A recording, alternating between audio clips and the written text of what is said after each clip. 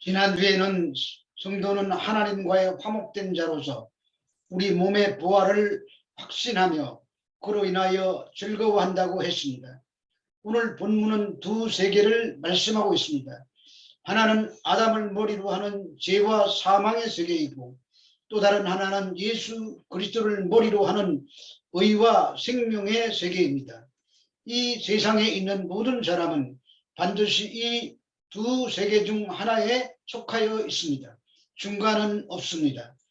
아담 이후 모든 인간은 죄와 사망 아래 갇히게 되었습니다. 사람은 흙으로 만들어진 존재입니다. 그리고 거기에 하나님의 생기를 불어 넣으셨습니다.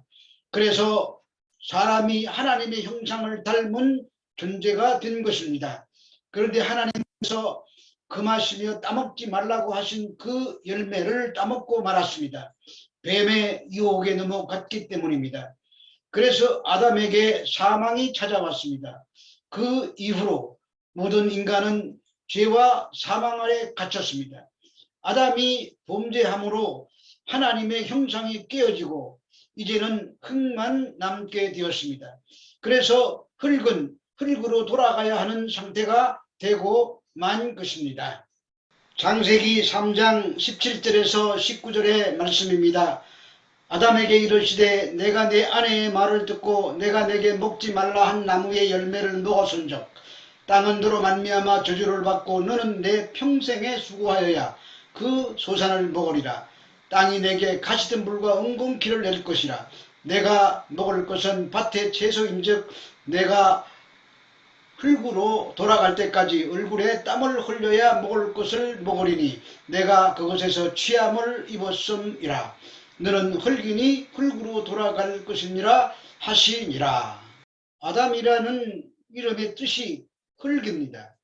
그래서 흙에서 나서 흙에서 난 것을 먹다가 흙으로 돌아가는 것입니다. 돌아갈 것이니라의 히브리어는 다수부입니다. 이것은 휴부의 미래 완료형으로 지금은 살아 움직이는 것 같지만 장차 어느 순간에는 이미 한 줌의 흙으로 화해 있을 것이라는 뜻입니다. 그러므로 이 땅에 존재하는 지금 살아있는 모든 사람의 미래는 모두 한 줌의 흙이 되어 흩어져 사라지게 되는 것입니다. 그런데 여기서 흙이니 흙으로 돌아갈 것이라는 말은 인간의 구성 요소가 흙뿐이므로 필연적으로 흙으로 돌아가게 된다는 말이 아니라 선악과를 따먹으면 정령 죽으리라는 하나님의 행위 언약을 다시 한번 재확인시키시는 말씀입니다. 그러므로 하나님의 언약인 말씀에 불순종하는 것이 곧 죽음을 불러오는 원인인 것입니다. 로마서 5장 12절의 말씀입니다. 그러므로 한 사람으로 말미암아 죄가 세상에 들어오고 죄로 말미암아 사망이 들어왔나니 이와 같이 모든 사람이 죄를 지었으므로 사망이 모든 사람에게 이르렀느니라. 한 사람으로 말미암아 죄가 들어오고 그 죄로 말미암아 사망이 모든 사람에게 임했다고 하는데 우리한테는 좀 억울한 면이 있습니다. 단순히 아담의 후손이기 때문에 내 의지와 상관없이 내가 죄를 짓지도 않았는데 죄인이 되었기 때문입니다. 그러나 자식이 부모의 피를 이어받듯이 계속 혈통을 따라 거슬러 올라가면 우리 조상의 정점에 아담이 있습니다. 그래서 내가 아무리 부인해도 이 모든 인간은 아담의 피를 받아 아담의 형상을 입고 죄인으로 태어나는 겁니다. 아무리 아니라고 해도 우리는 사망 아래 있는 죄인일 뿐입니다. 이처럼 아담의 형상으로 태어난 사람은 천년 만년을 살아도 사망이 막노릇하는 그 굴레에서 벗어날 수가 없는 것입니다. 이것이 인간이 처한 비참한 비극의 현실입니다. 여기에서 사망이라는 의미를 여러 가지로 해석할 수가 있습니다. 육체적인 죽음을 말할 수도 있고 하나님과의 관계가 단절된 것이라고 말할 수도 있고 하나님과 원수된 상태를 말할 수도 있습니다. 또한 지옥의 형벌로 영원한 죽음을 의미하기도 합니다. 여기에서는 지옥의 형벌을 의미하는 단어입니다. 로마서 5장 13절의 말씀입니다. 죄가 율법이 있기 전에도 세상에 있었으나 율법이 없었을 때에는 죄를 죄로 여기지 아니하였느니라. 비록 기록된 율법으로 죄를 심판하지 않으셨으나 인류는 무태에 있을 때부터 저주 아래 있었습니다. 그 이유는 그때에도 사망이 인류를 지배하고 있었기 때문입니다. 또한 이 같은 사실은 모세의 율법이 적용되기 이전의 시대에 아울을 죽인 가인이 하나님께 형벌을 받은 사실이나 노아 시대나 바벨탑 사건과 소돔과 고모라의 성의 멸망 등 구약 성경에 기록되어 있는 구체적인 여러 사건들을 통해서도 입증이 되고 있습니다. 따라서 죄는 아담으로부터 모세까지 이르는 기간에도 모든 사람 가운데 역사하고 있었습니다. 단지 죄를 죄로 알지 못하였을 뿐입니다. 그러나 죄로 여기지 않았다고 해서 사망을 피해갈 수는 없었습니다. 인간은 모두가 다 죽고 있었기 때문입니다. 어린아이가 태어나자마자 죽기도 합니다. 아무런 죄를 지은 틈도 없었는데 그냥 죽었습니다. 로마서 5장 14절에서 15절 말씀입니다. 그러나 아담으로부터 모세까지 아담의 범죄와 같은 죄를 짓지 아니하는 자들까지도 사망이 왕노릇하였나니 아담은 오실 자의 모형이라. 그러나 이 은사는 그 범죄와 같지 아니하니 곧 한 사람의 범죄를 인하여 많은 사람이 죽었음즉 더욱 하나님의 은혜와 또한 한 사람 예수 그리스도의 은혜로 말미암은 선물은 많은 사람에게 넘쳤느니라.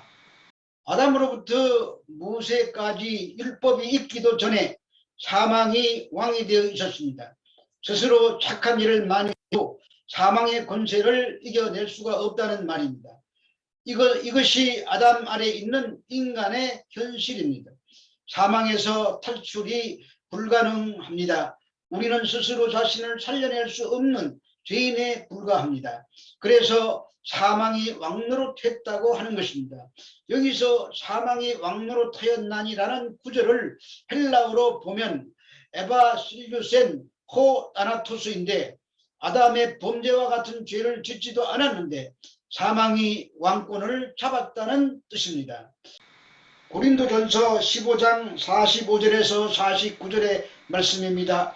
기록된 바 첫사람 아담은 생명이 되었다 함과 같이 마지막 아담은 살려주는 영이 되었나니 그러나 먼저는 신령한 사람이 아니요 육의 사람이요 그 다음에 신령한 사람이니라.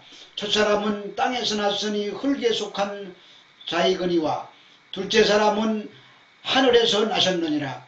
무릇 흙에 속한 자들은 저 흙에 속한 자와 같고 무릇 하늘에 속한 자들은 저 하늘에 속한 이와 같으니 우리가 흙에 속한 자의 형상을 입은 것 같이 또한 하늘에 속한 이의 형상을 입으리라. 첫사람 아담과 마지막 아담을 비교하고 있습니다. 첫사람은 산 영이지만 살려주는 영은 되지 않았습니다. 흙에 속한 형상이기 때문입니다. 그러나 마지막 아담 예수님은 살려주는 영이십니다. 자신만 사는 것이 아니라 다른 사람들도 살려주시는 영이십니다. 하늘에 속한 형상이기 때문입니다. 그런데 이 아담을 오실 자의 모형이라고 합니다. 이 말은 첫사람 아담이 죄인의 대표라면 두 번째 아담인 예수 그리스도는 의인의 대표가 된다는 말입니다.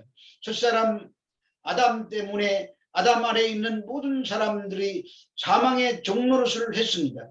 그러나 두 번째 아담인 예수 그리스도 안에서는 생명이 왕노릇하십니다. 자기가 생명을 얻고자 원하여서 되는 것이 아닙니다. 오직 은혜로만 됩니다. 여기서 넘쳤느니라로 번역된 헬라어 에페릿 수세는 물이 그릇에 넘쳤다, 강물이 뚝에서 넘쳤다라는 뜻으로 그리스도의 은혜가 인류를 구원하고도 남음이 있을 정도로 넘치며 모든 믿는 자에게 구별 없이 풍성하게 주어진다는 뜻입니다. 그리고 이 단어는 무엇을 꿰뚫고 무엇을 간통하여 라는 의미도 있습니다. 그래서 그리스도의 은혜가 개인의 전 인격을 꿰뚫고 관통하여 변화시켜 죄악을 씻어내고 거듭나게 하는 것입니다. 로마서 5장 16절에서 17절 말씀입니다. 또 이 선물은 범죄한 한 사람으로 말미암은 것과 같지 아니하니 심판은 한 사람으로 말미암아 정죄에 이르렀으나 은사는 많은 범죄로 말미암아 의롭다 하심에 이름이니라. 한 사람의 범죄로 말미암아 사망이 그 한 사람을 통해서 왕노릇하였은즉 더욱 은혜와 의의 선물을 넘치게 받는 자들은 한 분 예수 그리스도를 통하여 생명 안에서 왕노릇하리로다. 범죄는 한 사람 아담으로부터 시작되었고 은혜는 온 세상에 사망이 왕노릇할 때 예수께서 주신 것입니다. 그 크기와 규모가 다릅니다. 여기서 선물의 헬라어 도레마는 한 사람 예수 그리스도의 은혜로 주어진 것을 말합니다. 이 선물은 하나님께서 주십니다. 만일 하나님께서 공의로 심판하신다면 우리는 모두 버림받아 사망의 나락으로 떨어질 수밖에 없는 존재들이었습니다. 그러나 하나님께서 예수 그리스도 안에서 우리의 죄를 용서하셨고 값없이 의롭다 하셨습니다. 그러므로 이 선물은 아담으로 말미암아 찾아온 죄에 대한 심판과는 비교도 되지 않을 만큼 큰 것입니다. 그 결과 죄인인 인간이 죄사함을 받고 하나님과 원수된 상태에서 화목하게 되어 하나님의 백성이 된 것입니다. 이전에는 만물을 다스리던 체계가 사단에게 넘어간 것처럼 보였습니다. 그러나 사단에게 그런 권세가 없습니다. 속이고 있을 뿐입니다. 그런데 지금은 십자가에서 승리하신 예수 그리스도께서 생명 안에서 왕노릇하고 계십니다. 그리고 그 은혜와 의의 선물을 넘치게 받는 자들도 예수 그리스도와 더불어 왕노릇하고 있습니다. 골로새서 3장 1절에서 4절 말씀입니다. 그러므로 너희가 그리스도와 함께 다시 살리심을 받았으면 위의 것을 찾아라. 거기는 그리스도께서 하나님 우편에 앉아 계시느니라. 위의 것을 생각하고 땅의 것을 생각하지 말라. 이는 너희가 죽었고 너희 생명이 그리스도와 함께 하나님 안에 감추어졌음이라. 우리 생명이신 그리스도께서 나타나실 그때에 너희도 그와 함께 영광 중에 나타나리라. 이 말씀을 붙잡고 부활의 날에 여러분 모두가 그리스도와 함께 생명 안에서 영광 중에 나타날 것을 소망하시기 바랍니다.